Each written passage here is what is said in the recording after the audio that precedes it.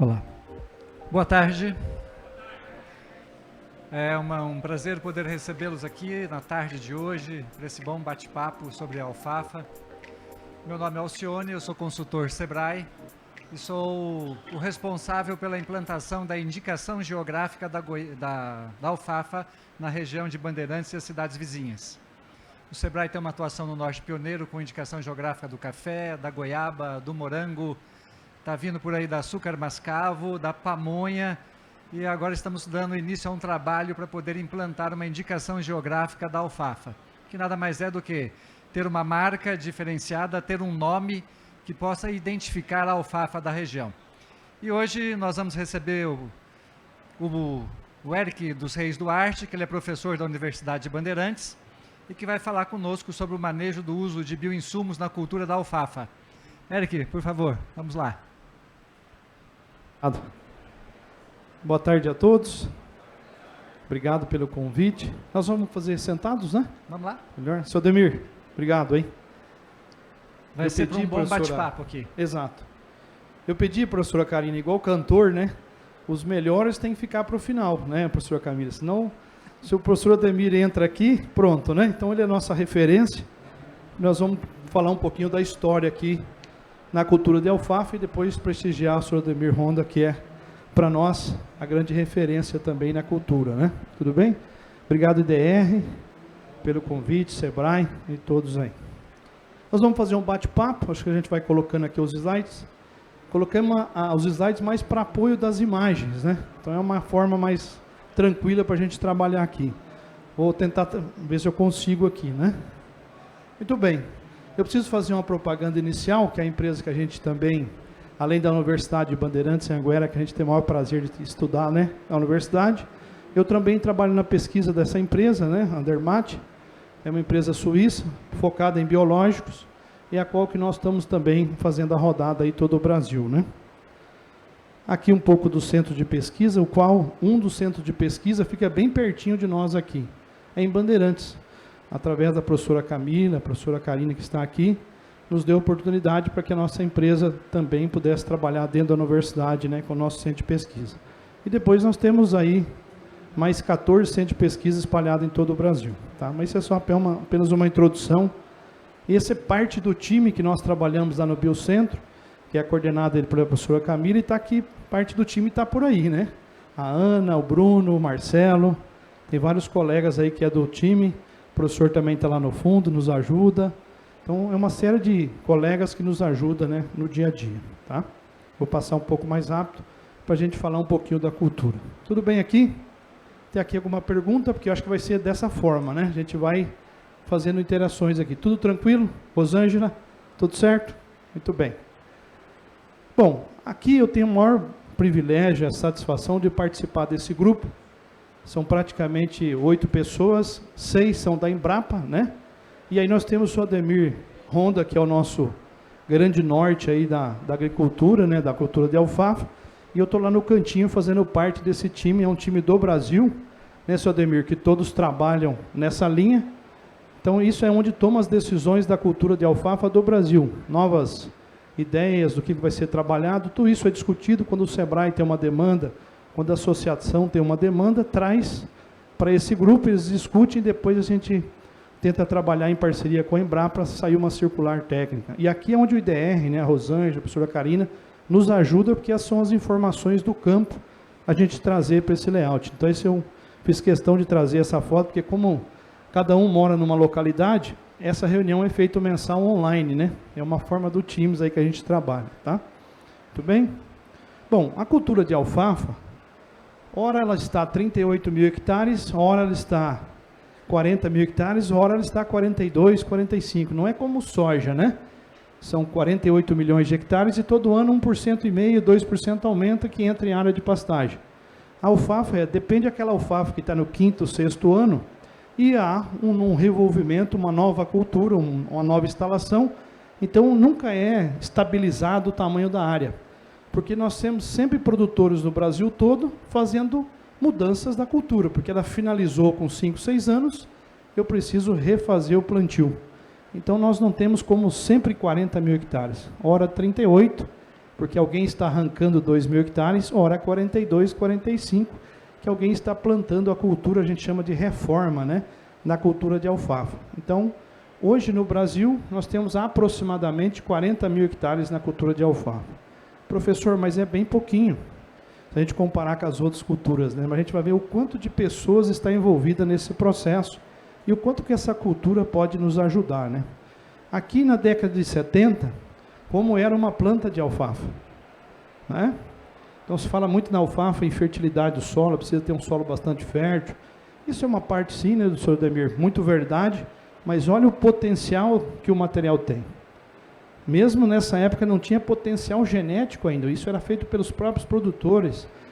A variedade crioula, né, vai se passando ao longo do tempo, e olha, uma planta da cultura, qual é a sua capacidade? Então nós vamos falar um pouquinho depois de produtividade, 4.000 quilos por hectare, mas uma alfafa como essa é uma alfafa de 12.000 quilos por hectare. Então o potencial genético ela tem, é que acontece muitas coisas nesse meio, principalmente chuva, água e principalmente solo, né? É uma parte. Tudo bem por aqui? Algum ponto? Podemos seguir? Diocla, alguma pergunta? Cadê o Diocla? Tranquilo, conhece bastante sobre a alfafa também. Muito bem. Aqui então, olha que interessante, o Brasil lá com 40.000 hectares, mas olha o mundo, qual que é o tamanho da área de alfafa do mundo. Por isso que a alfafa é importante de uma forma mundial. Eu gosto sempre de fazer a somatória, né? Estados Unidos, Argentina, Rússia, Canadá e outros países. A área de alfafa no mundo é praticamente o mesmo tamanho de área de soja do Brasil. Se sempre a soja a gente tem aquele, nossa, 48 milhões de hectares, então a alfafa no mundo, ela é o tamanho da área de soja do Brasil, ou seja, é gigantesca. A gente pegar os Estados Unidos, né, 10,5 milhões de hectares. A Argentina, que está pertinho de nós, né, 7,5 milhões de hectares. Por que a gente não vê toda essa área, por exemplo, da Argentina, né, entrando no nosso mercado, apesar que agora está entrando um pouquinho, mas por que a gente não vê toda essa estrutura da alfafa da Argentina? Porque mais de 90% da área de alfafa da Argentina, ela está para o pastoreio, para o gado de leite ou gado de corte. Só o que sobra um pouquinho, que às vezes 10 vezes mais do que nós, vai para os Emirados Árabes para tratar do camelo ou de outros animais. Então isso é um ponto importante. E nós estamos aí, se Deus quiser, crescendo na cultura, né? Começando esse processo. Tá? Aonde nós podemos plantar a cultura de alfafa? Esse é um ponto importante. Eu vou trazer algumas imagens aqui para não cansar vocês, né? Eu gosto de trabalhar bastante com imagem. A gente teve a oportunidade de ir no primeiro plot de alfafa do mundo. Fica lá nos Estados Unidos, olha, 1876. É o primeiro plot de alfafa, né, que se tem na pesquisa do mundo. Você dentro da Universidade de Illinois, onde tem esse campo experimental até hoje, com uma cultura de alfafa.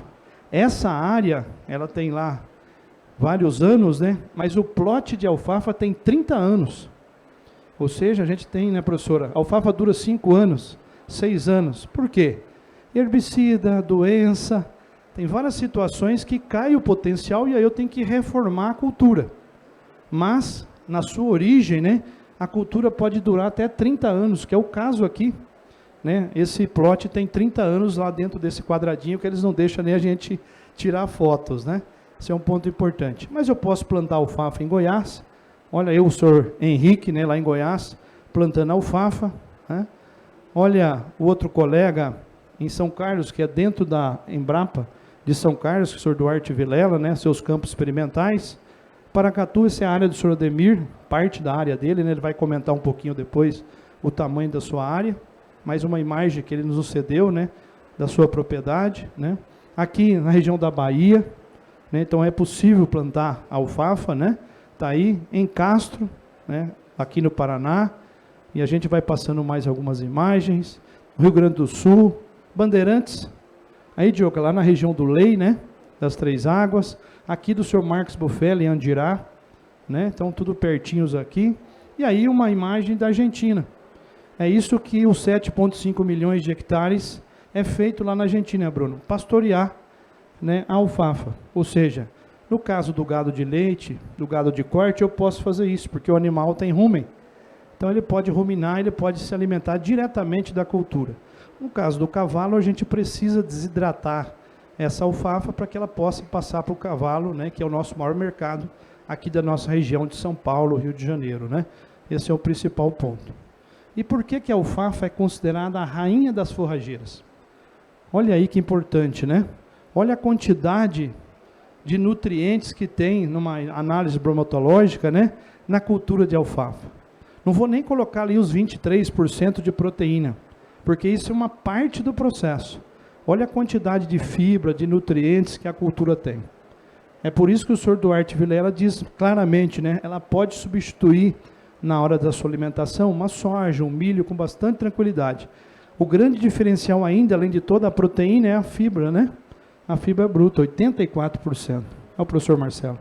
Tudo bem? Então, é uma cultura riquíssima, né, que a gente possa trabalhar nesse segmento. É uma cultura realmente, por isso é conhecida como a rainha das forrageiras. Né, Sr. Ademir? A quantidade de nutrientes que essa cultura nos entrega. Claro, o feno, né, é o principal, no caso do nosso mercado aqui na região, em alguns locais, como o Sr. Ademir, lá a gente vai mostrar depois que é um pouco do rolo, né, que é um pouco do outro sistema do pré-secado. E está entrando um pouquinho essa questão do pellet, ou um pouquinho do tablado, né, que é considerado esse modelo. Tá? Tudo bem? Até aqui algum ponto, alguma dúvida? Porque é para fazer dessa forma, professor Marcelo, é um bate-papo, né? Então, se alguém tem alguma questão, podemos seguir? Algum ponto? Vamos lá? Então, perfeito. Eu acho que isso aqui, na nossa, falando em Norte do Paraná, né? Isso é um ponto super importante para nós, que o Sebrae tem nos ajudado, com o IDR, Embrapa, enfim, que é a quantidade de famílias atingidas, né? Que é um trabalho do professor Belletini, né, que ele fez em 2019, isso deve ter aumentado ainda mais famílias, a quantidade de produtores envolvidos na cultura. Então, nós estamos falando aí de mais de 300 famílias, né, envolvidas com a cultura. Então, realmente é uma cultura, assim como o citro, assim como banana e tantas outras culturas, a diversificação, o quanto que é importante, principalmente para o pequeno produtor. Ele não consegue, às vezes, fechar a conta com soja, com milho, né? Ele precisa ter essa diversificação, e a cultura de alfafa vem a calhar exatamente nesse manejo, né, de quantidade de famílias. Preparo do solo, né, é uma discussão bastante interessante, porque tem se mudado bastante isso. Né? A gente falava muito nesse modelo, de ter que preparar o solo, o sistema convencional, mas já fazem 3 anos, né, que nós estamos trabalhando já com o sistema de plantio direto, né, fazendo uma correção do solo de forma antecipada, né, a gente vai falar um pouquinho de calcário, corrige esse solo, prepara, faz um mix de cobertura, uma boa braquiária, né, até a gente está começando a instalar os experimentos lá na universidade, com a professora Camila, através do professor Marcelo nos ajudando, que é braquiária, né, que o senhor Ademir Ronda fez lá embaixo com milheto, se não me engano. Então a gente falou, olha, é possível mudar o sistema. Para isso os experimentos têm nos ajudado, né, para fazer esse modelo. Porque se eu preparo esse solo, eu tenho esse tipo de ambiente. Né, um ambiente mais hostil, um ambiente onde eu posso perder, além da matéria orgânica, eu posso perder os micro-organismos. Enquanto se eu tenho um solo que vocês estão vendo lá direito, um solo mais robusto, um solo mais construído. Então isso me ajuda muito a estabelecer que a alfafa se permaneça por mais anos. Então isso é um ponto importante, né? E onde é a base de tudo? Análise de solo. Ela é fundamental que aconteça. Eu geralmente não vou muito nessa 0 a 20, 20 a 40, 40 a 60, eu digo, olha, depende de onde o produtor consegue chegar, não tem importância. A cultura de alfafa, nós encontramos até 5 metros de profundidade. Mas a gente já viu em livros, não lembro se é do professor Ademir Ronda, até 9 metros de profundidade. Então é extremamente robusto o seu sistema radicular, assim como uma braquiária. Então depende, às vezes eu posso fazer uma análise de solo 0 a 20, 20 a 40, 40 a 60. Quanto mais eu conhecer o meu perfil do solo, melhor. Eu começo a tomar minhas decisões, né? Então isso é um ponto importante. Então a análise de solo é fundamental. O pH na literatura, ele trabalha muito próximo a 6,8, né? Quase um pH neutro ali, 7. Mas é difícil a gente chegar num pH neutro por causa do efeito tampão.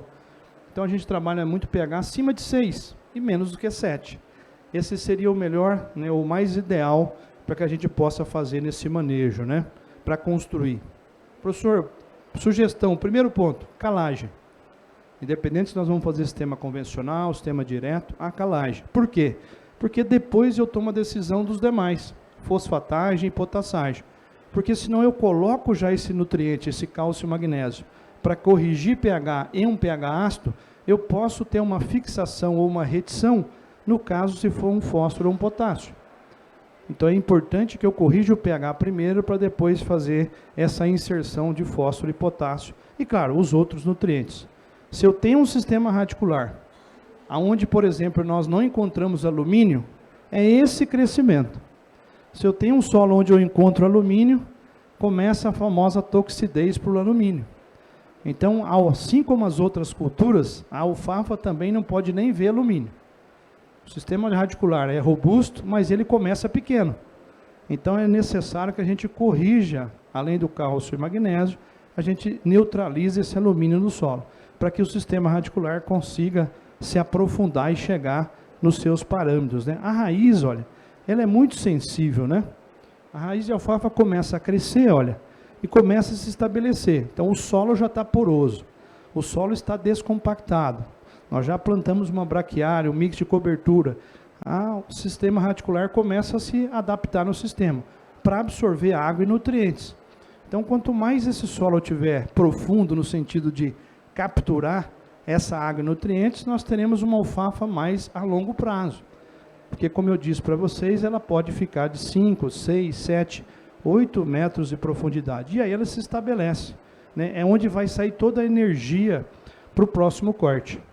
Quem ainda não tem familiaridade com a cultura, ela é totalmente diferente das demais, porque eu faço um corte, depois de 80, 70, 90 dias, os demais cortes é a cada 30 dias. Então tem que ter uma força danada para que possa, de novo, né, a alfafa ter 90 centímetros com apenas 30 dias. Então isso é único, né? Aqui está um pouquinho de imagens da correção, né, da calagem, né, do calcário, que é super importante. Algum ponto aqui? Eu vou tocando com imagens para não cansar vocês, mas é importante. Alguém tem alguma sugestão? Professor Marcelo, professora Camila, Karina, algum ponto? Os colegas aí, Diocla? Esse é o solo do sonho. Perfeito. Não pode virar pesadelo. Perfeito, exato. Perfeito. Mais algum ponto? Não? Podemos seguir? Muito bem. Isso é que eu comentei com vocês, né? Por que é importante o pH? Aquela linha vermelha que está abaixo, com os números 4,5, 5, é a linha do pH. E a linha daqui está os nutrientes, e depois nós temos o percentual de disponibilidade dos nutrientes conforme é o pH. E olha que interessante, se eu tiver um pH 5, o que acontece com os nutrientes? 50%, 30%, 20% de absorção, eu perco praticamente metade dos meus nutrientes.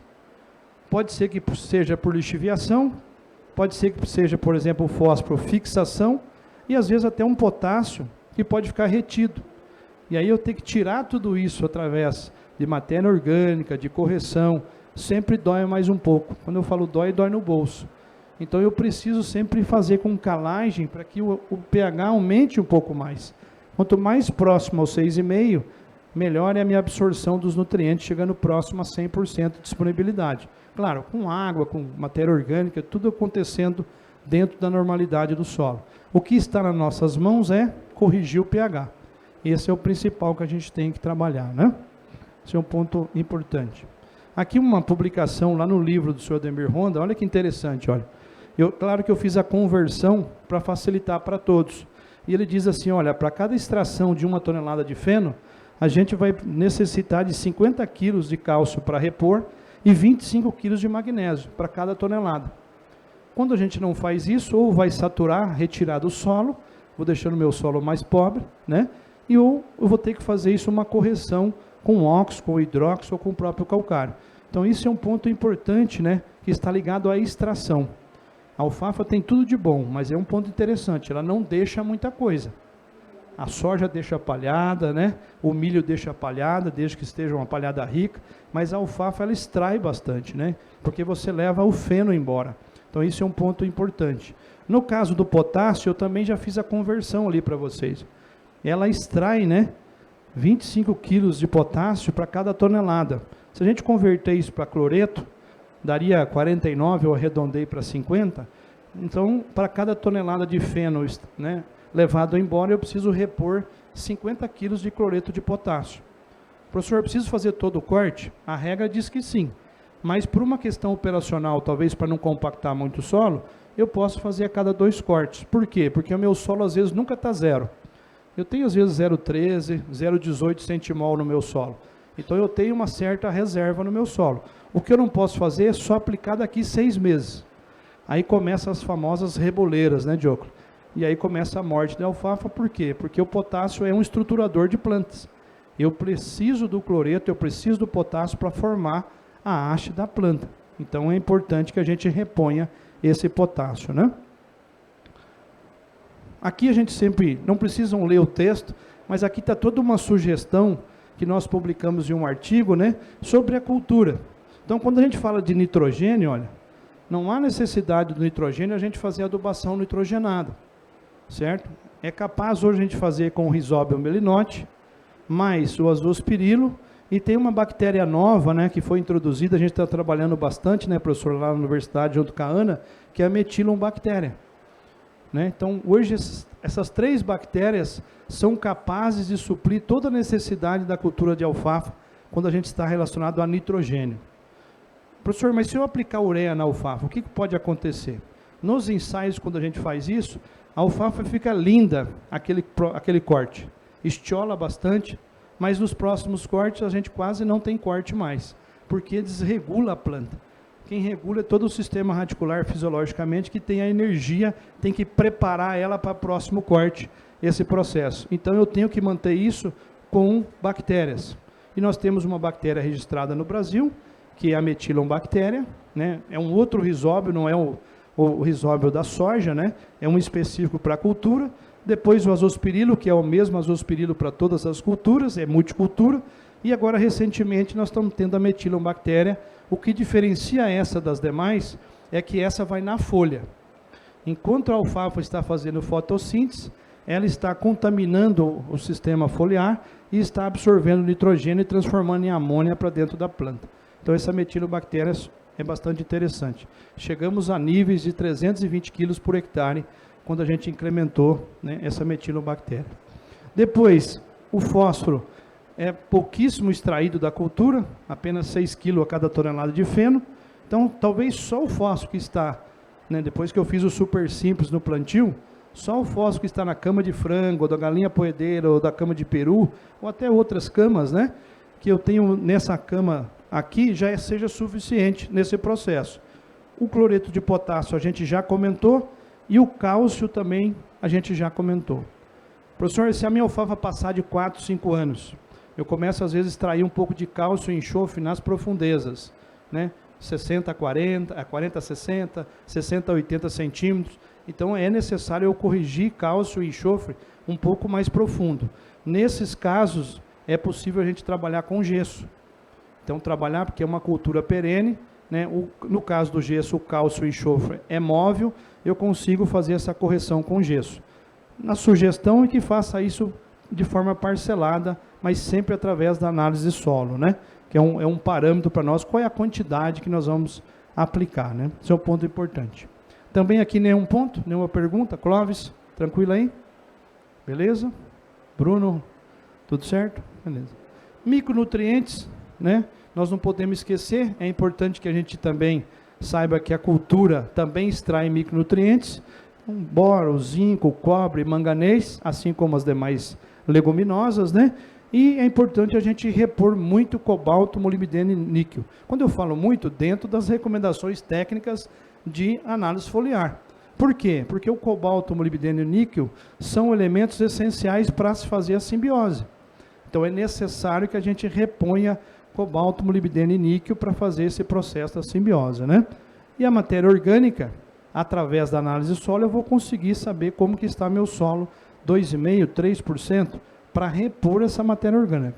Se eu tiver com nível baixo, é importante que eu faça uma cama de frango ou galinha poedeira durante o processo. Uma vez ela curtida, eu consigo fazer isso, porque a cultura me permite, porque eu corto e aplico, né? Você não tem nenhum dano uma vez a cama, seja de galinha poedeira, enfim, estando curtida, tá? É possível a gente fazer esse modelo, tá? Muito bem? Aqui eu vou passar um pouquinho. Plantio, né, a gente já comentou, cama de frango, galinha poedeira, cama de peru tem usado também. Professor, mas no caso, deixa eu ver se eu consigo voltar. Hoje em dia a cama de frango está quase o preço do fertilizante, né?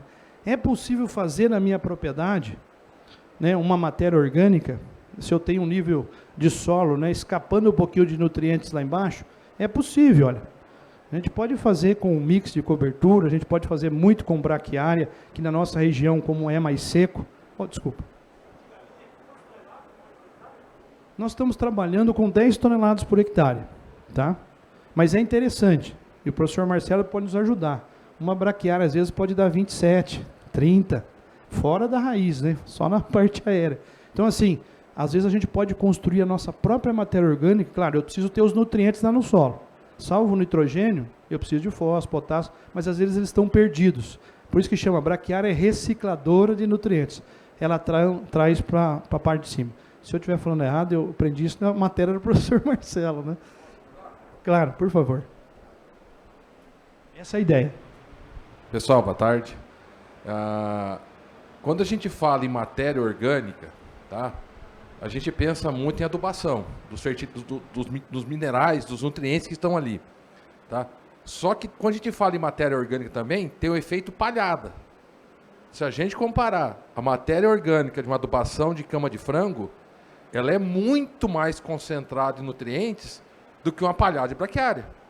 Tá assim, então, o que a gente tem que associar, que eu penso nessa conversa, é a matéria orgânica, no caso a cama de frango, como nutrientes, que está vindo mesmo, comparar talvez com uma adubação química, e a gente está ganhando a estrutura orgânica que está junto, é totalmente diferente quando a gente vai fazer uma adubação orgânica, pensando em adubação verde de uma braquiária, que eu estou olhando muito mais a estrutura de palhada do que necessariamente os nutrientes. Tá? Então tem que fazer exatamente o equilíbrio entre todas essas coisas aí, porque se for jogar cama de frango para fazer palhada, como se fosse palhada de braquiária, você vai ter que jogar no mínimo 15 toneladas. Então assim, e aí é fora da casinha. Então assim, eu acho que tem que associar as duas coisas, né? Eu acho que essas coisas são diferentes. Obrigado, professor. Tranquilo aqui? Então, é possível a gente trabalhar nesse modelo para até diminuir um pouquinho o custo, né? Dentro desse processo. Olha que interessante, ó. Olha a espessura, né? Da cultura, o seu sistema radicular. Então, vou até levantar um pouquinho. Eu falo sempre, começa como fosse uma cenoura. Isso vai, aqui está com 2,30 metros, mas isso pode chegar nessa espessura a 2,50, 3 metros. E aí 5 metros, 6 metros, 7 metros. Claro que de uma espessura menor, mas chegando até a 9 metros, que tem alguns casos na literatura. E eu consegui encontrar 5, né, seu Demir? Mas é possível. O sistema radicular é muito agressivo. E onde está toda a sua energia? Aí. É por isso que a altura de corte é importante. Né? Por isso que nitrogênio que a gente não aplica, porque pode desregular essa planta. Então, tudo isso é importante, né, no seu sistema radicular para fazer esse processo. Tem muitas coisas envolvidas. Né? Como é rápido aqui, não dá para a gente trabalhar tudo, mas é bastante dinâmico, a gente tem bastante coisa para trabalhar nesse manejo. Não? Então, rotação de cultura para construir essa palhada, né, essa nutrição é muito importante, braquiária. Aqui dentro da universidade, olha, está aqui o Marcelo, que está aí conosco, né? Ele que tirou essa imagem, essa foto. Esse é um trabalho que a gente está fazendo dentro da universidade, através da professora Camila, dentro do Biocentro de Pesquisa, né? E aqui que a gente tem um campo experimental da cultura, né? Que até a gente vai ter um evento dia 7 de dezembro. A gente já previamente convida vocês para fazer parte, né, desse evento. Olha, é possível fazer mais ainda, palhada, né? Fazer processos, construir perfil, 45 toneladas. Então, tudo isso é importante para a gente construir, né, um local de morada dessa cultura. Né? Então, isso é um ponto importante. Olha, deixando as galerias, né? Não é a cultura de alfafa, tá? Isso é nabo forrageiro, mas o que eu quero mostrar para vocês? A descompactação do solo. Porque se fala muito, o fósforo é imóvel no solo. Depende desse solo. Uma coisa é o solo compactado, né, Ana? Uma coisa é o solo ter uma galeria dessa, como os colegas lá do Mato Grosso fazem, e deixam uma galeria. Aí o fósforo se movimenta por gravidade, né? É diferente o modelo, né? Então isso é um ponto importante. Tudo bem? Época de plantio sempre é uma discussão. Ainda mais o Brasil, que tem vários países aqui dentro, né? Então, quando às vezes alguém encontra nós lá no WhatsApp, no YouTube, né, professor? Aí fala, olha, os meses de abril, maio e junho são os melhores meses. mas para nós aqui da nossa região, porque no Nordeste nem inverno tem, no Mato Grosso nem inverno tem, então são diferentes. Então, cada região é diferente. O que nós estamos colocando para a nossa região, essas datas que estão na literatura primeiro, o porquê. Primeiro ponto, que a semente de alfafa é tamanho de uma semente de alface, de 1 a 2 milímetros. Então ela não pode receber uma chuva muito robusta, de 80 a 100 milímetros, que pode ter compactação. Esse é um risco. Depois, no início, ela é robusta, mais velha, mas no início ela é muito sensível. E aí, plantas daninhas? Quem sai nessas épocas de outubro, novembro, se a gente plantasse? Bulva, amargoso, pé de galinha, são muito mais competitivos da alfafa nesse início. Então, se eu planto em meses de outubro, novembro e dezembro, a minha competição, mato competição, é altíssima. Nesses meses de abril, maio e junho, praticamente é o nabo forrageiro, de vez em quando um leiteiro e um picão que acaba aparecendo. Então, o meu controle de plantas daninhas é um pouco melhor, né? E a outra está muito ligado à temperatura. Nesses meses, né, até antes de 23, o mundo era normal, não era isso? Depois, nós estamos vendo aí a temperatura, mas até 22, 21, enfim, os meses de abril, maio e junho era chamado de inverno. É ainda, né, mas não faz mais frio, né? Mas aí nós não temos o quê? O estrangulamento, chamado cancro do calor, que é quando um solo está acima, o ambiente acima de 40 graus, o solo está acima de 60. Nós temos um estrangulamento do cotiledo. Então aí nós não conseguimos plantar alfafa nesses períodos. Professor, mas se eu plantar e jogar irrigação, é uma outra história. Eu estou dizendo no modelo sem irrigação, né? Então tudo isso, claro que a água minimiza bastante esse processo, né? Modelos de plantio. Essa é a maquininha do Bruno, né? Que está aqui, ó, Bruno Vasconcelos, olha aí, ó. A maquininha, a primeira máquina, Sudemir, que começou os plantios de alfafa. Depois foi modernizando, olha. Uma máquina de plantio direto de trigo, de aveia, plantando uma alfafa em cima de uma área de braquiária. Então isso é possível hoje com tecnologia, né? Eu preciso deixar claro, a alfafa em torno de 1 centímetro de profundidade, como ela é minúscula, ela precisa só um pouquinho de terra ali, de solo, para germinar, né? Esse é um ponto importante, né? A gente utiliza muito essa maquininha para plantar também, né? Independente da marca, né? Jomil, Fankhauser, a gente consegue fazer uma boa regulagem, né? No modelo. Essas máquinas, às vezes não tem nem as mangueiras, né? Mas depois a gente passa uma grade niveladeira bem devagarzinho, né, para que faça uma pequena cobertura nessa área, ou até um rolinho compactador. Tudo isso é possível, né, de ser trabalhado nesse modelo. Olha, põe uma corrente, né, só para tampar um pouquinho as sementes. Esse é o modelo. Esse colega ele estava plantando, né, estava um pouquinho rápido, a gente pede para plantar um pouquinho mais devagar, mas ele plantou, esse é o modelo, olha, está plantando as sementes, né, está vendo aí a queda das sementes, certo? Nesse caso ele estava trabalhando com 40 quilos por hectare. Esse é o modelo de plantio, né? Mas já tem modelos modernos aqui no estado de São Paulo, Quadra, né? Faz 20 dias que essa alfafa foi plantada com drone, né? E depois a gente passa um rolo compactador em cima da área. Está crescendo muito o plantio de alfafa com drone, por causa de falta dessas maquininhas, né? De plantio. Então já tem equipes especializadas em plantio com drone, né? Sementes, como eu disse para vocês, nós temos tratado a semente de alfafa, né, com fungicidas para se fazer esse manejo, né, e principalmente os azospirilos e o o Rhizobel melinote nessas sementes para se fazer o plantio. Isso é possível. A vantagem é que às vezes o azospirilo, quem tem umidade, né, irrigação, eu posso fazer posteriormente também a aplicação via barra, né, o produto tem registro para isso, então a gente pode trabalhar.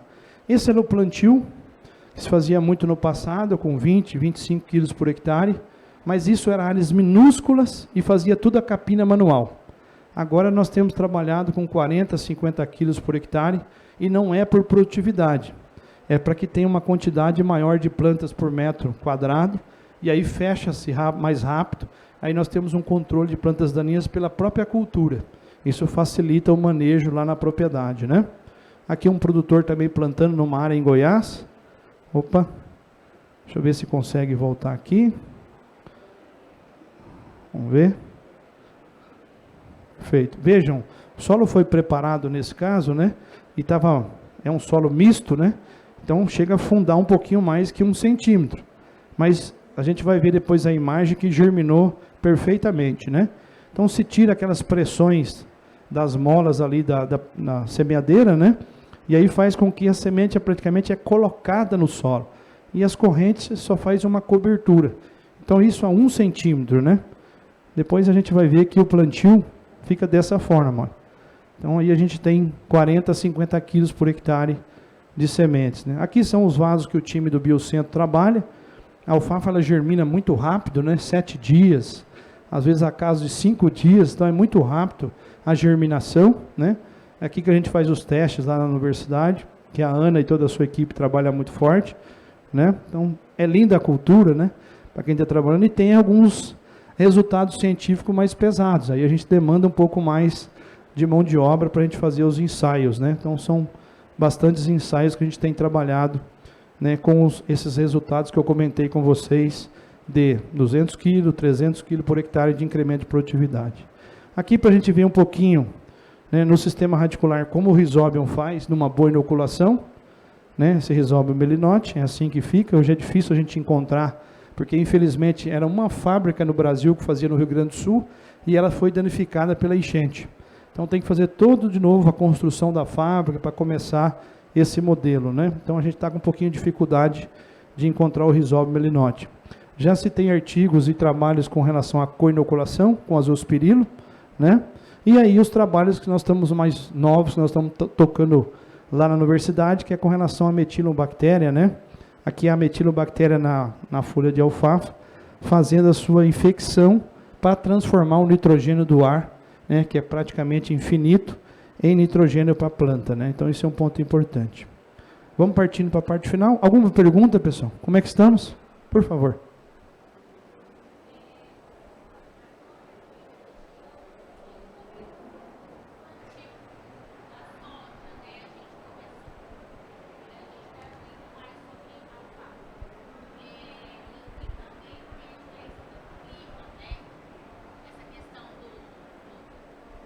Essa questão de, tipo, tá calor ou frio, enfim. E qual é a diferença da soja? A gente tá nesse período muito quente, e se isso altera alguma coisa, ou se é o período mesmo de plantio da soja? Perfeito. Obrigado pela sua pergunta. É um ponto importante, porque às vezes o professor vai puxar a sardinha para o lado da cultura, né? Porque o professor é apaixonado pela cultura. Mas assim, primeiro ponto, a geada, se for o caso do frio, não mata a cultura de alfafa. Até porque a sua origem da nossa região foi da Argentina, depois do Rio Grande do Sul. Então a geada não mata a cultura. Temperatura até 38 graus, por isso que eu brinquei no começo, que o mundo era até 2022, o mundo depois se transformou com a questão da temperatura. A gente tem visto isso nos ensaios não só da alfafa, como em outras culturas, aumento de 1,5 a 2 graus da temperatura. Isso para nós o ar liga resolve, e a cultura? Então 2 graus de temperatura é uma coisa estrondosa para a agricultura. Isso pode dizimar a agricultura, então isso é muito grave. Então na cultura de alfafa, quando passa um pouquinho de 40 graus, nós temos um amarelecimento e uma não absorção de nitrogênio. Quando eu falo desse ambiente através da fotossíntese, mesmo que seja pelo Rhizobium, mesmo que seja pelo melinote. Então eu tenho uma alfafa mais clara. Essa alfafa mais clara que a gente vai perder na clorofila, me dá um impacto muito grande depois no preço de venda. Porque a alfafa, assim como uma outra cultura, no caso de uma dona de casa fosse comprar um tomate, enfim, é o visual. O comprador é pelo visual. Então a coloração, fora a proteína, fora tudo que pode trabalhar na planta. Então o calor em excesso atrapalha sim a cultura. Mas ela tem uma adaptabilidade de ficar 3 meses sem chuva, quando chove ela rebrota, ela não morre. Mas claro que eu não tenho corte, por isso a irrigação é importante. Vou sentar um pouquinho, por favor. Falando na fixação biológica do nitrogênio na folha, tá? Quando é na raiz, a gente sabe que tem um nódulo. E aí, me veio a dúvida agora, quando você falou no aspecto, se está na folha, existe alguma coisa de nódulo, porque vai mudar o aspecto da folha. Porque é uma coisa nova, é isso que eu queria que você me falasse, o que muda na morfologia da planta, talvez, essa bactéria na folha fixando nitrogênio. Realmente, professor, ela só vai usar o fenol que está na folha e vai capturar esse N bruto, né, e transformar em amônia. Isso ela faz no cloroplasto através da entrada do estômago. mas ela não faz uma nodulação como lá embaixo. Mas a temperatura vai me atrapalhar porque ela vai fazer menos fotossíntese, porque os estômagos vão estar fechados. Aí eu perco. Perfeito? Tudo bem? Mas pode plantar porque ela aguenta geada e ela aguenta mais sol que a soja. Tudo bem? Claro que aqui é só uma correlação. Bom, irrigação. Tem vários modelos. Alguns produtores acostumam, né? Cadê o Diocla? Aprofundar um pouquinho mais por questão de não estourar os canos, enfim. Mas o pessoal trabalha às vezes com 20 centímetros, 30 centímetros de profundidade, no caso dos aspersores. Tem os modelos de irrigação de pivô, né? São muitos. Esse aqui é lá nas Três Águas, olha. O Diocla vai conhecer lá do Lei. Essas curvas, ou esses terraços que ele fez, né? É para facilitar, para não escorrer um pouco de água, enfim, de erosão, mas também aproveitou e fez toda a ligação dos canos, né, em cima desse local. Então ele não perdeu nada na propriedade. Né, ele fez todo esse modelo, né, bastante interessante para ser trabalhado na cultura. Né, então isso ajuda bastante o modelo.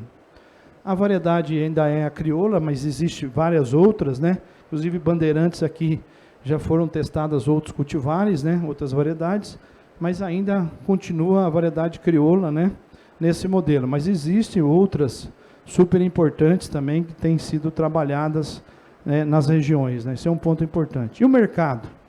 Então, o mercado de broto de alfafa ainda é pequeno, né, mas é possível, o mercado fitness aí que a gente chama, né, é possível ser feito. Né. O mercado de cápsulas e chás, né, esse é um mercado importante. O mercado de lanche, né, isso é muito para São Paulo. Então, é interessante, né, quando se coloca um broto de alfafa, o preço que se vai aí, o lanche, né? Olha aí que interessante, né? A parte do pessoal vegetariano, enfim, que possa trabalhar. E eu achei interessante essa imagem, né? Está no Mercado Livre. Que nós estamos lutando tanto para comprar alfafa, né, seu Ademir? Por R$ 2,50, R$ 3,00. E olha o pessoal vendendo 100 gramas de alfafa por R$ 34,00.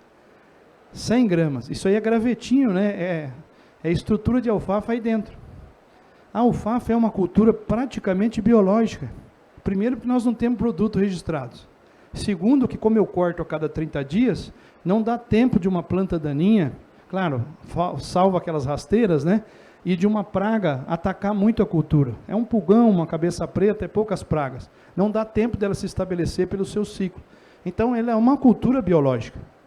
Né, o que tanto nós estamos buscando no milho e na soja, a cultura já é assim. Por isso que ela é muito utilizada para o consumo, não só animal, mas também humano. Né? E aí tem uma série de possibilidades de trabalhar com a cultura. Tem muitas pessoas, né, muitos produtores trabalhando em praticamente todos os segmentos. Desde o mercado pet, né, até os grandes consumos, né, da cultura. Isso é um ponto importante. Esse é o mercado da Argentina que nós comentamos, né? Aqui é aquela publicação do Sr. Duarte Vilela, dizendo, olha, para gado de leite, né, só alfafa é suficiente. Ele está há muitos anos trabalhando com isso, mas claro, isso foi um artigo publicado, a recomendação sempre vem pelo médico veterinário, zootecnista, que se tem que trabalhar, mas é um artigo que ele publicou e disse, olha, é possível. É por isso que é chamada a rainha das forrageiras, né? É uma cultura extremamente importante nesse processo. Mercado de cavalo, mercado de pellet. Não é um mercado que estoura, porque praticamente é para quando as moças, né, as amazonas, vai fazer as suas provas de laço, prova de tambor, leva um pouco na caminhonete, né, porque aí senão o volume do feno é muito grande. Então ela vai levar outros equipamentos, né, então elas levam um pouco dos 2 fardinhos de pellet, porque geralmente o cavalo é melhor o feno ser trabalhado nesse segmento, né. Mas o mercado de pellet também tem trabalhado bastante forte, né? Aqui algumas imagens de silagem também. E o nosso grande mercado do norte do Paraná, ou do Paraná, né? Para São Paulo, Rio de Janeiro e parte de Minas. Né? O senhor Demir depois vai comentar com certeza a parte de gado de leite. Mas o nosso aqui é do cavalo, né? Que é os equinos. E tem esse mercado, que nós estamos em busca aí, que é o camelo. O camelo consome 15 quilos de alfafa por dia.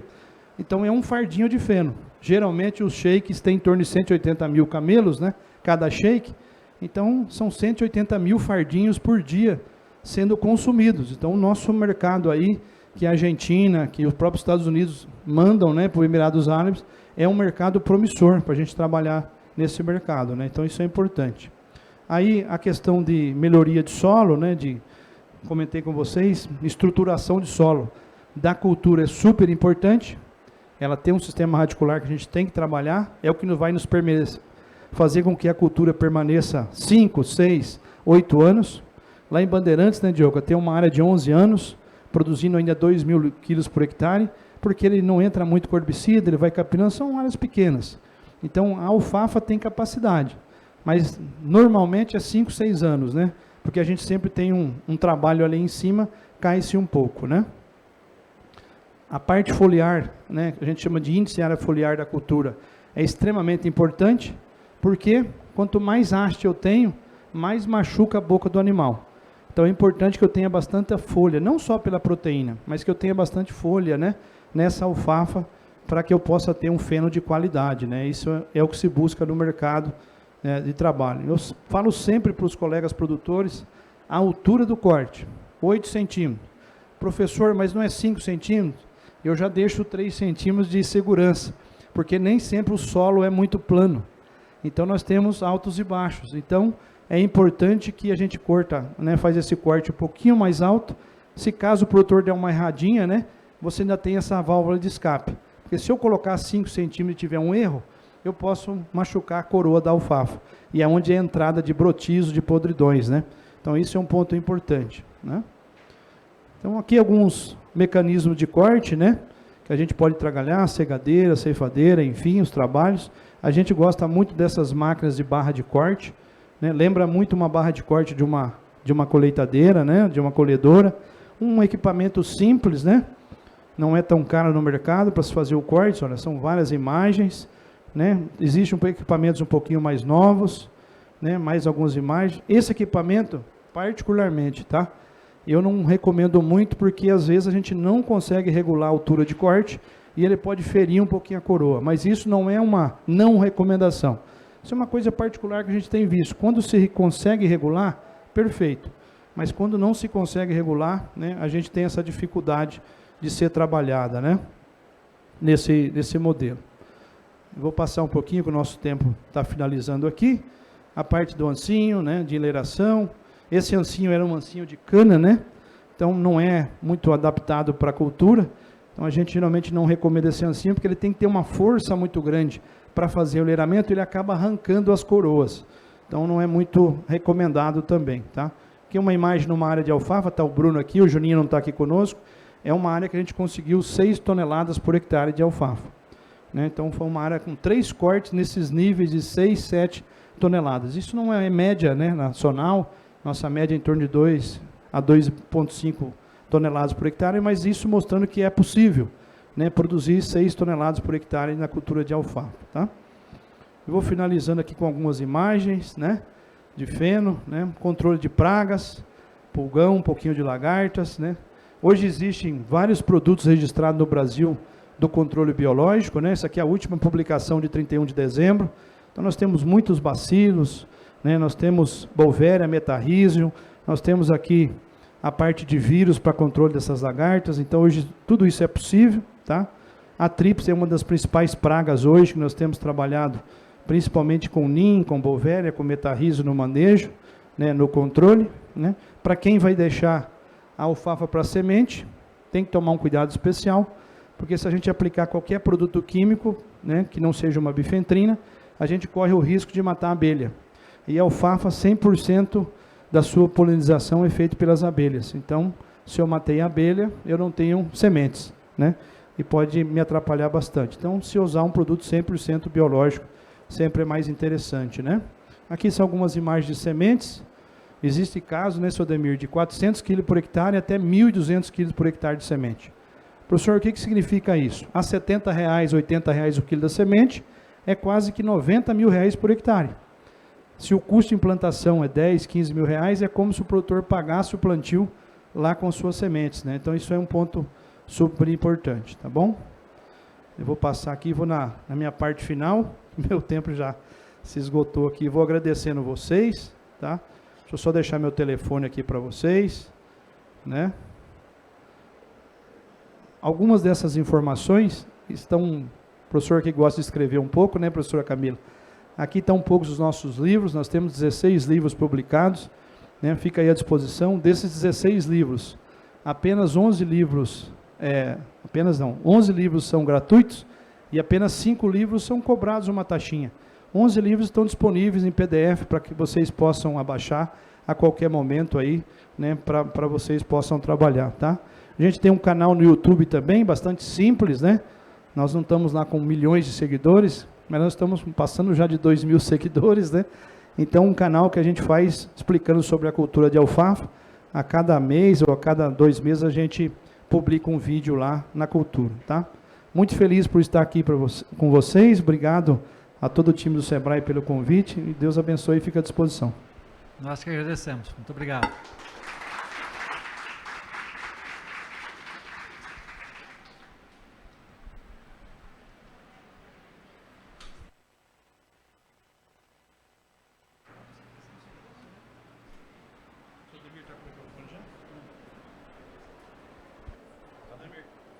Obrigado, viu? Parabéns. Vamos no embalo já com o senhor Ademir Ronda. Boa tarde a todos, né? O meu nome é Ademir Ronda. Eu sou de Cambará, Paraná, aqui pertinho, né? E o meu pai já era um produtor de alfafa.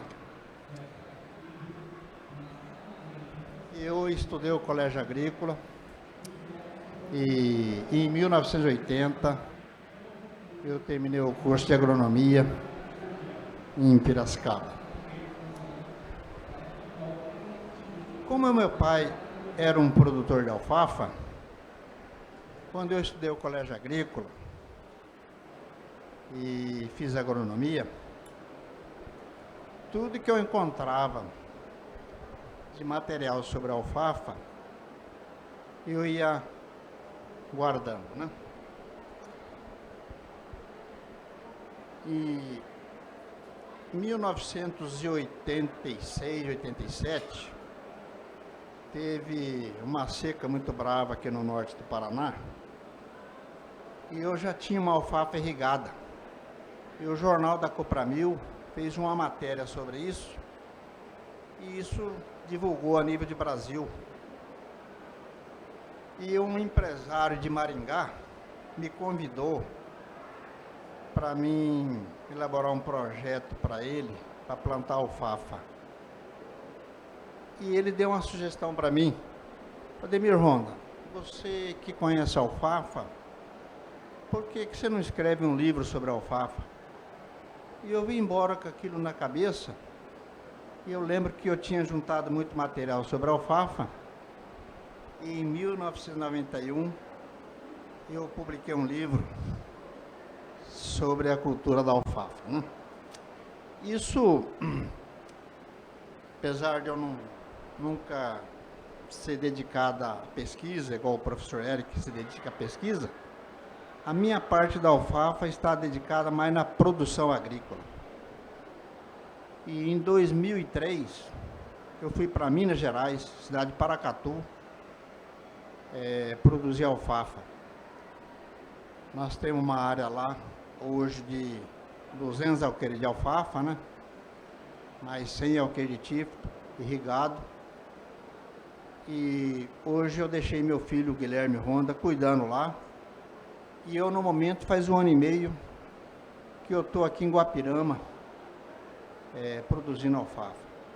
Eu tenho em Guapirama 100 alqueires de alfafa, porém não é irrigado. Eu vou pedir para sortar um vídeo sobre a cultura,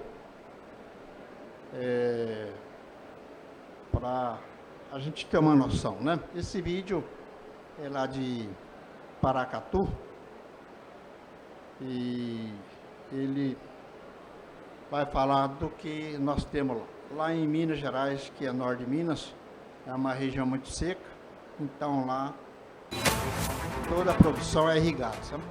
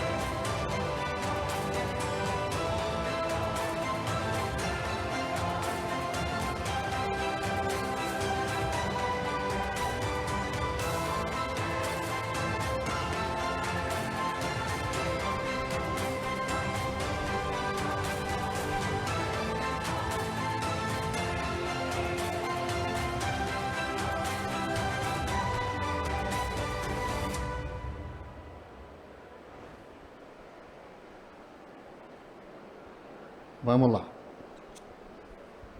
Qual é o potencial da cultura da alfafa no Brasil? O Brasil é um pequeno produtor de alfafa, que, como o professor Eric falou, na faixa de 40 mil hectares, ok? Vamos lá.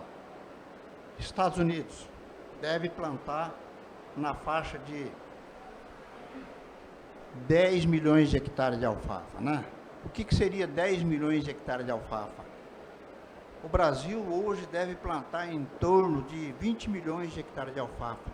Então, você imagina que nos Estados Unidos planta metade de alfafa que o Brasil tem de milho, ok? Então, os Estados Unidos é o país que mais se produz alfafa no mundo. Segundo, a Argentina, né? Uns falam 4 milhões, outro fala 8 milhões de hectares.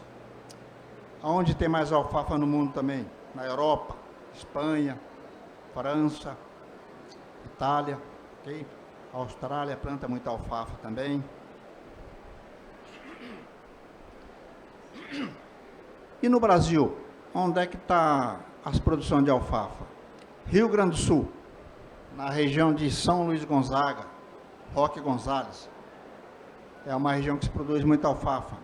Santa Catarina, região de Erval do Oeste, também produz alfafa. Paraná, que é o maior produtor de alfafa no Brasil, está localizado aqui mais na região aqui de Bandeirantes, que é próximo daqui. E também numa região de Lunardelli, perto de Ivaiporã, ok? Quando se fala de alfafa no Brasil, o nosso mercado se destina para cavalo, ok? Mas no mundo todo, o maior consumo de alfafa está ligado ao gado de leite. Por isso que eu investi em Minas Gerais a produção de alfafa para o gado de leite. Minas Gerais, o segundo maior estado que produz leite no Brasil. Primeiro estado, Paraná, maior produtor de leite. Por isso que eu vim para Guapirama instalar uma produção de alfafa. Minha produção, vocês viram no vídeo, a maior parte eu faço pré-secado de alfafa, que é aquelas bolas, né? Que é mais destinada para o gado de leite. E o potencial? Tem um potencial muito grande, né? O Brasil hoje é um celeiro agrícola, um grande exportador de produtos agrícolas, soja, milho, algodão. E volta e meia alguém me consulta sobre de nós exportar essa alfafa, ok? Principalmente o pessoal da Arábia Saudita, lá do Catar, do Egito. Então, realmente, tem seu potencial muito grande, né? Então, e principalmente aqui no norte do Paraná, teve-se uma introdução da alfafa e ela permaneceu mais devido à fertilidade do solo, né? Que o norte do Paraná, 50 anos atrás, mais que isso, quase não tinha-se adubação. Então, o pessoal introduziu a alfafa. Devido a essa boa fertilidade, tiveram boa produtividade, né? E está próximo de um mercado consumidor muito bom. São Paulo, que é o maior consumidor, Rio de Janeiro. Então, por isso que ela se estabeleceu e ficou. O mesmo com o café, né? Veio aqui no Paraná, se estabeleceu e hoje o café migrou para Minas. Por que o café migrou para Minas? Por causa do clima, né? Por causa de geada. Então, e também porque lá em Minas e o norte não chove na colheita. Por isso que eles têm uma qualidade de café muito boa. E para a região, eu digo assim que tem um grande potencial, é duas culturas para pequenos produtores. Seria justamente a alfafa e o café. Duas culturas que combinam muito bem para pequenos produtores. Eu até digo que a alfafa, como ela tem um corte a cada 35, 40 dias, ela irrigada consegue colher 10 cortes por ano, ok? A gente observa que os produtores de alfafa na região, eles têm assim uma alfafa como ajuda no custeamento deles, todo mês quase que ele tem uma receita. Até eu digo assim, por isso que dá certo alfafa e café, ok? Alfafa, ele tem uma rentabilidade mensal e ele consegue manter a cultura do café. Realmente é uma dobradinha muito boa. Eu vou soltar mais alguns vídeos aí, senão vocês vão cansar de me ouvir aí. Mas pode ir perguntando qualquer coisa se vocês precisarem, tá ok?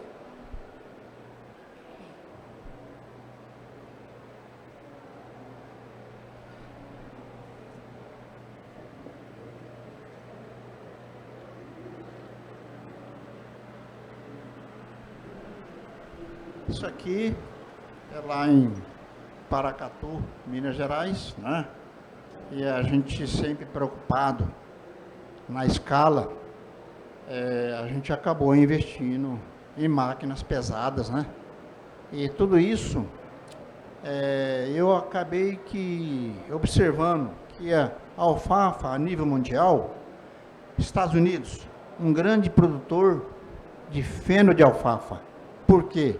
Eles têm um clima bom para produzir feno, a maioria no deserto. E eu tive na Europa, lá devido ao clima, eles já produzem mais o pré-secado da alfafa.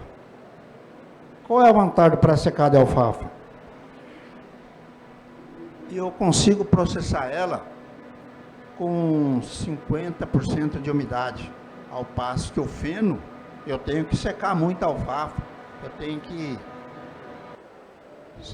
enfardar ela aí com 15% de umidade para baixo, ok? Senão eu tenho problema de fermentação. E essa região aqui de Castro, Ponta Grossa, eles produzem muito para secado de azevém. Então, eu já investi mais no pré-secado de alfafa em Minas Gerais. E agora eu estou iniciando a produção de pré-secado aqui em Guapirama, que é pertinho daqui, né?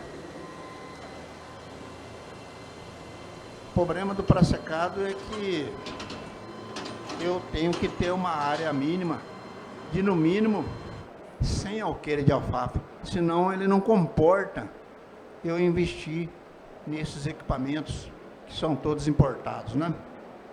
E essas bolas são de alfafa, ele está processando aí com 50% de umidade. Isso me ajuda muito, porque eu não preciso secar muito no campo, porque quem é produtor de alfafa sabe que você corta a alfafa, você tem que secar a alfafa e o seu risco é muito maior, porque nesse período que você está secando a alfafa, se ocorrer alguma chuva, a perca é muito grande. Por isso que eu também achei melhor investir no pré-secado de alfafa, que ele tem um mercado maior também, que é o gado de leite, né? Que o consumo é muito maior. Por isso que eu estou aqui no Paraná e Minas Gerais, e minha produção praticamente 95% é destinado a essas bolas aí que é pré-secado, e a maioria vai para o gado de leite. Mas ele tem um mercado muito bom do feno de alfafa, que é um mercado assim que, desde que eu conheço da minha infância, já existe esse mercado de feno de alfafa para o cavalo, principalmente nas grandes cidades, né?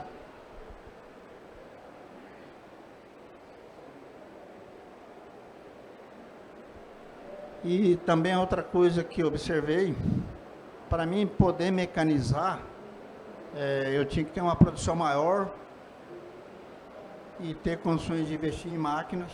E o único mercado para absorver isso aí seria o gado de leite. O cavalo, para mim, eu teria mais dificuldade.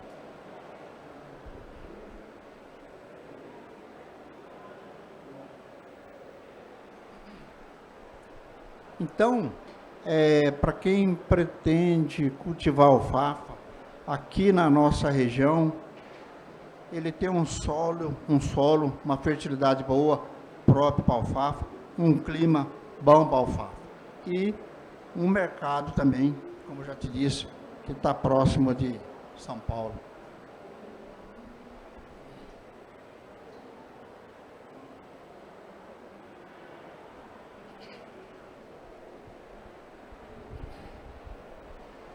Toda essa produção lá de Paracatu, de alfafa, é 100% irrigado, né?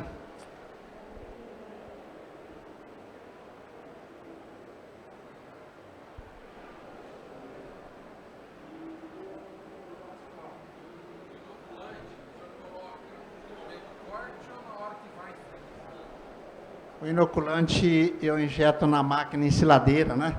Porque como ela já está picando o material, é nessa hora que eu inoculo que você tem um aproveitamento melhor, sabe? É. E assim, pelo que eu vejo a cultura da alfafa a nível mundial, eu não vejo dificuldade de falar que a alfafa é a rainha das forrageiras, que a alfafa, ela é praticamente quase que uma ração completa, ok? Falta pouca coisa para ser uma ração, né? Então, eu não tenho dificuldade para chegar num criador de cavalo, para chegar num produtor de leite e falar da importância da alfafa. A maioria, ele já tem noção da qualidade da alfafa. O que nós precisamos é ter preço, né? Porque o leite, ele é um produto que a margem de lucro deles é muito pequena. Então, por isso que eu pensei de produzir numa escala maior para ter um produto num custo acessível para eles, que só assim para a gente permanecer nesse mercado aí, sabe?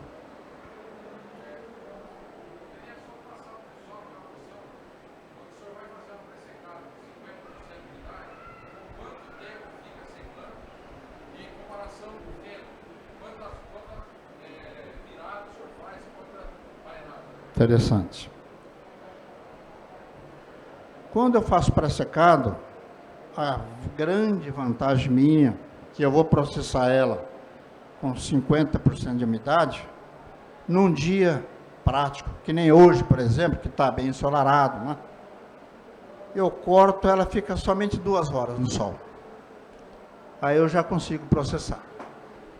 Aí, para quem não tem experiência, para fazer o feno de alfafa, ele tem que permanecer num campo, num dia que nem hoje, de 2 a 3 dias, ok? Esse é o grande problema na produção do feno, porque, principalmente agora, com a dificuldade da mão de obra, o que está acontecendo? O pessoal na região, antes, eles cortavam a alfafa e no mesmo dia, eles recolhiam num barracão e deixava ela secar por mais uma semana. E mesmo nesse período, eles tinham que mexer essa alfafa para que ela tivesse uma secagem lenta e uniforme, né? Mas hoje, devido à dificuldade da mão de obra, eles estão fazendo igual nos Estados Unidos. Eles cortam a alfafa, deixa por 2, 3 dias e enfarda no campo. Então, realmente, tem menos serviço, menos mão de obra. Porém, você tem um maior risco de perder. E, normalmente, o maior problema é que quando ela está na leira, que você quer enfardar, que está próximo do ponto de enfardamento, esse é o momento mais crítico se ela tomar chuva. Porque se ela tomar chuva, quanto mais próximo do enfardamento, a perca é maior, né? É até normal, já aconteceu de a pessoa cortar a alfafa e na hora chover, não afeta nada, porque ela está verde, né? Agora, quando ela chega 50% de umidade, 40% de umidade, 15% de umidade, aí que a perca é maior. E a gente observou também que quando eu corto uma alfafa, para ela baixar de 85% de umidade para 50%, é rápido. Questão de 2 horas, ele baixa para 50%.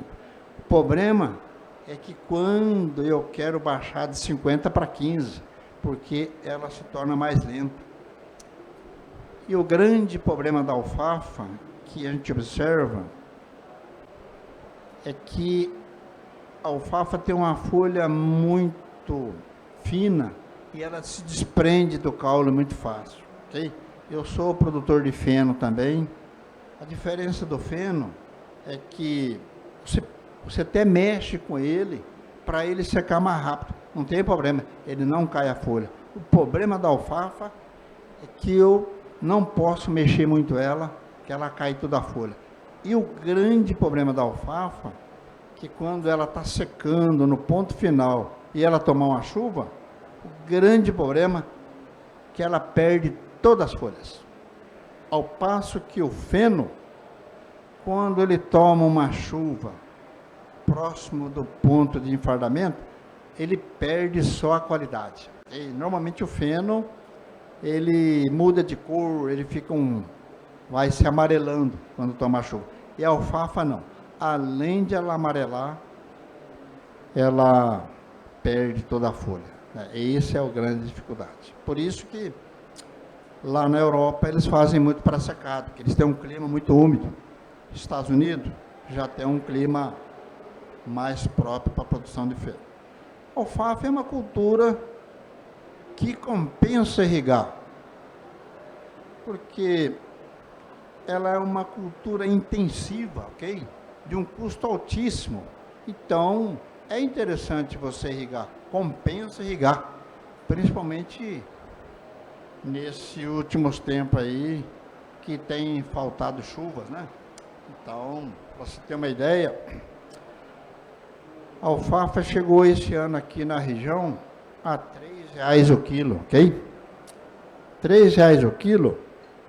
A alfafa irrigada, ela tem que produzir na faixa de 30, 40 até 50 toneladas por alqueire, né? Aqui o pessoal tem um hábito de falar por alqueire, ok? Então, a R$3, 40 mil quilos, é uma receita muito boa em relação à soja, né? Agora, a cultura da alfafa, mesmo não sendo irrigada aqui na região, ela tem uma grande vantagem. Eu digo assim que a alfafa é muito semelhante à cana.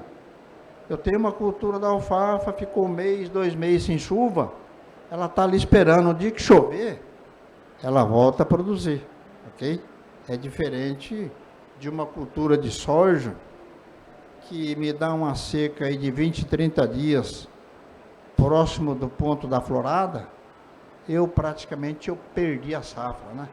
Então, a cultura da alfafa, ela traz uma tranquilidade mais, principalmente para os pequenos produtores. A alfafa tem um alto custo de implantação, mas devido semente, ok? Semente, como o professor Eric falou, 40 quilos por hectare, que vai dar 100 quilos por alqueire, não é? Hoje, preço de uma semente, R$90 o quilo. Então, só de semente, R$9.000 por alqueire. Então, mas só que tem um detalhe. É semelhante à cana. Eu gasto R$9.000 por alqueire, porém, uma cultura que vai ficar ali de 3 a 6 anos, né? Então, você consegue diluir nisso aí, não seria os R$9.000 por ano, seria bem menos. Okay? Outra, além da semente, que é um custo altíssimo hoje, como o professor Eric falou, umas 20 toneladas por alqueire, né? Em média, R$300 a tonelada, mais 6.000 por alqueire de esterco, 9.000 de semente, mais 6.000 de esterco, isso aí, R$15.000 por alqueire. Mas compensa, principalmente esse ano, que o preço chegou a R$3, que é um preço, assim, excelente, né? A nível mundial, esse preço não existe, né? A nível mundial, a alfafa lá fora, em média, custa 50 centos de dólar o quilo, que seria, na média, R$1 o quilo, unhas quebradas, ok? Então, isso que aconteceu agora foi uma coisa normal. Provavelmente essa alfafa, voltando a chover, ela deve baixar aí para, creio que na faixa de 1,50 kg. Isso aqui, na verdade, é uma produção de feno, ok? Eu uso também fazer um pouco de feno de alfafa. E eu uso o mesmo equipamento, né, para a produção de feno de alfafa e feno de capim. Até a nível de Brasil, quando se fala em feno, se tem na mente que é de capim, ok? E quando é alfafa, eles falam alfafa. Na verdade, feno, existe feno de alfafa, existe feno de capim, ok? Feno nada mais é que você pegar o material e desidratar ele, né? Esse é um feno. Mas nós temos o hábito de falar feno que é capim e alfafa é alfafa. Até eu tenho uma dificuldade de comentar do pré-secado de alfafa, né? Tem uma pergunta, o que é pré-secado de alfafa, né? Então o pessoal não tem um hábito. Isso aqui é uma produção de feno. Feno, sim, eu produzo mais capim, mais feno do que o pré-secado. Mas eu também estou produzindo pré-secado de capim, que é uma cultura mais rústica, né? E mais difícil de perder. E eu aproveito o mesmo equipamento, tanto para feno como para alfafa. Por isso que eu também produzo um pouco de feno. Mas eu tenho dado preferência, no caso da alfafa, mais para pré-secado, destinado ao gado de leite, sabe?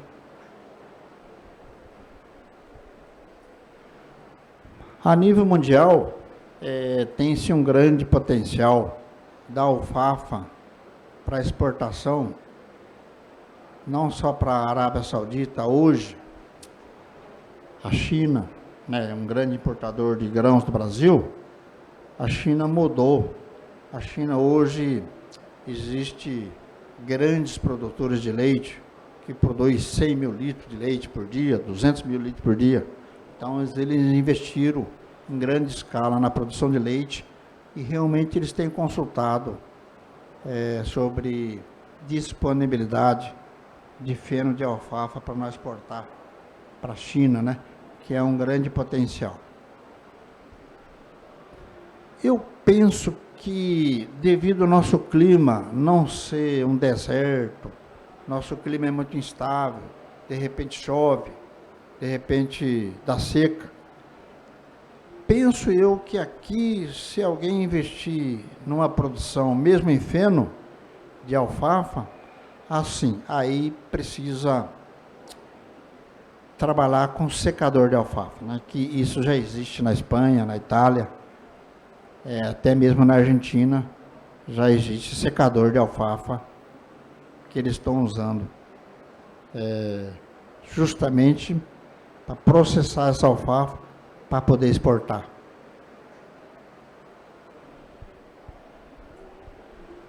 Isso aí é uma cultura de alfafa irrigada, né? Que, como eu te disse, é uma cultura que compensa irrigar devido uma cultura que ela responde muito bem, não só na fertilidade, como na irrigação.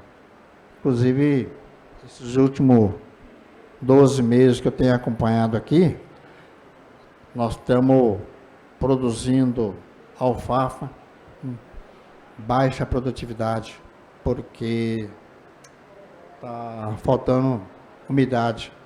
Que nem eu digo, uma chuva de 10, 15 até 20 milímetros, para a alfafa não ajuda muito não, sabe? A não ser que você tiver um solo úmido, já com uma boa umidade, aí sim. Mas se tiver um solo seco, 10, 15, 20 milímetros, não faz ela produzir não, sabe?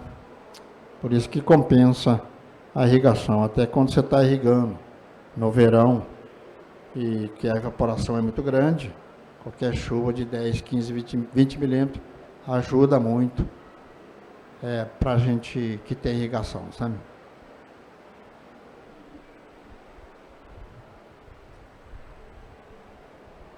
Perguntas?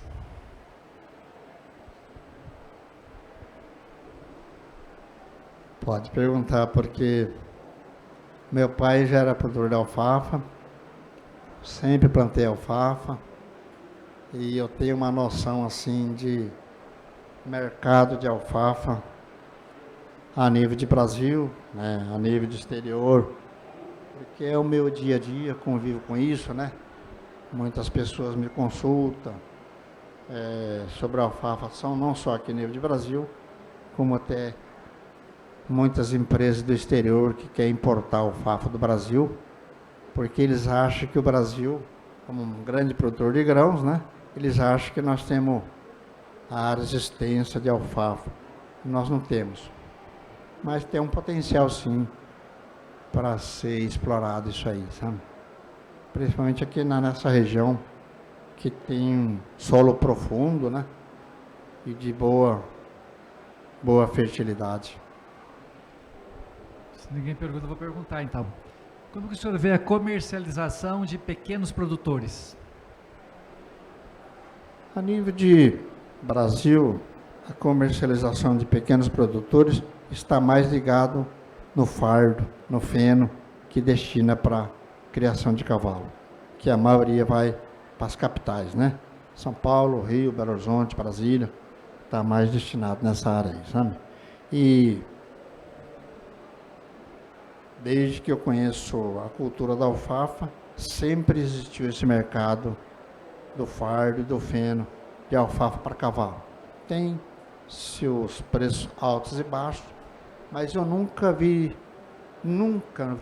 acontecer de alguém falar que perdeu o alfafa, que guardou, não teve comprador, estragou, e nunca vi acontecer isso aí. É diferente de uma cultura de tomate, de mamão, né? Que você não consegue guardar e você não tiver o mercado no dia, você acaba perdendo, né? Então, até meu pai, quando produzia alfafa, ele contava uma história, que no verão, ele produzia alfafa, ele enfardava alfafa, o comprador chegava lá, só levava alfafa boa, e aquela mais fraca, o comprador não queria, ele acabava colocando no canto de um barracão. O outro corte, mesma coisa, alfafa boa, o comprador levava, e aquela mais fraca, o comprador não queria. De repente, veio uma seca muito brava, né? E aí não produziu mais alfafa, aí ele ganhou dinheiro com aquela alfafa que ele tinha guardado e que não era boa, porque quando dá seca, os compradores levam o que tem, sabe? Isso é a coisa mais normal que tem. Mas eu nunca vi dizer que alguém jogou fora uma alfafa, mesmo ela de má qualidade, alfafa chuvada, sempre existiu mercado, né? Sempre existiu.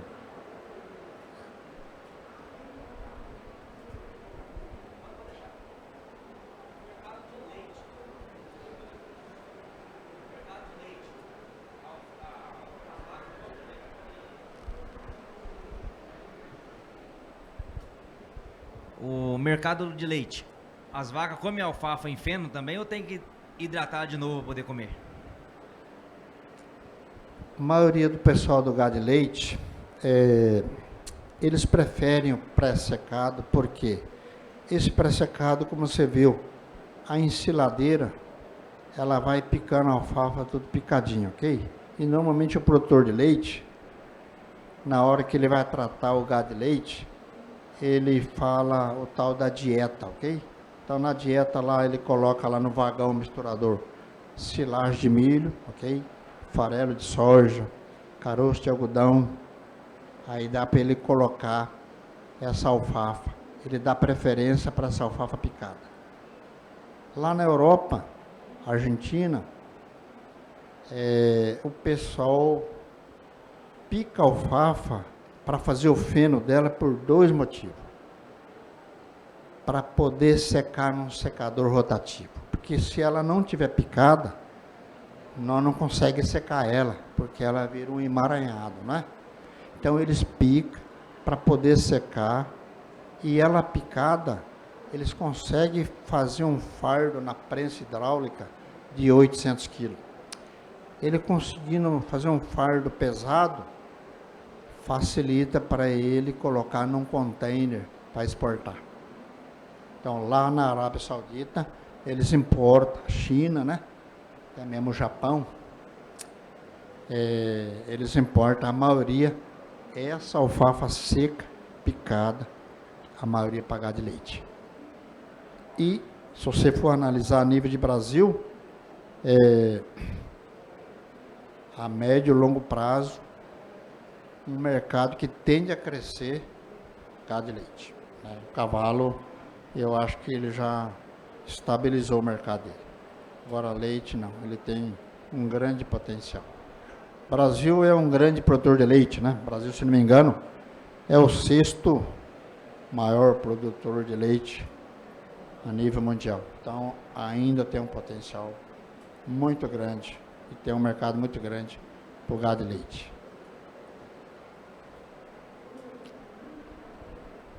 Mais alguma pergunta? Tudo na paz? Aqui.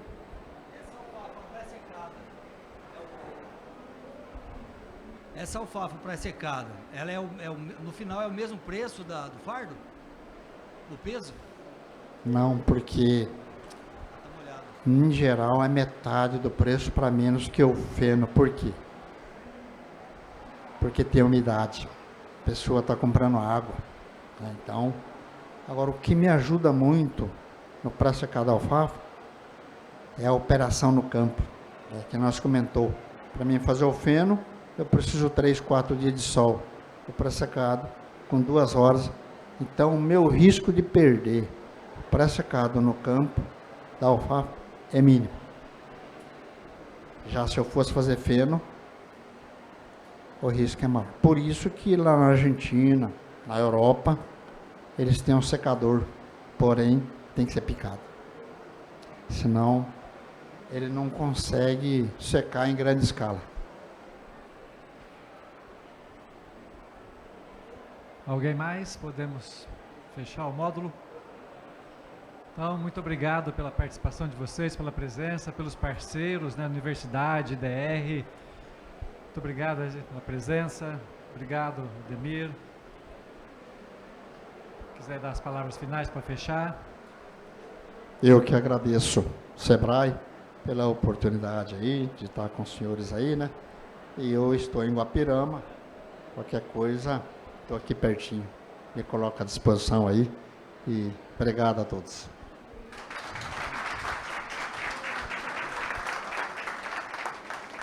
Quem quiser acompanhar o concurso de degustação de café está ocorrendo agora lá no setor.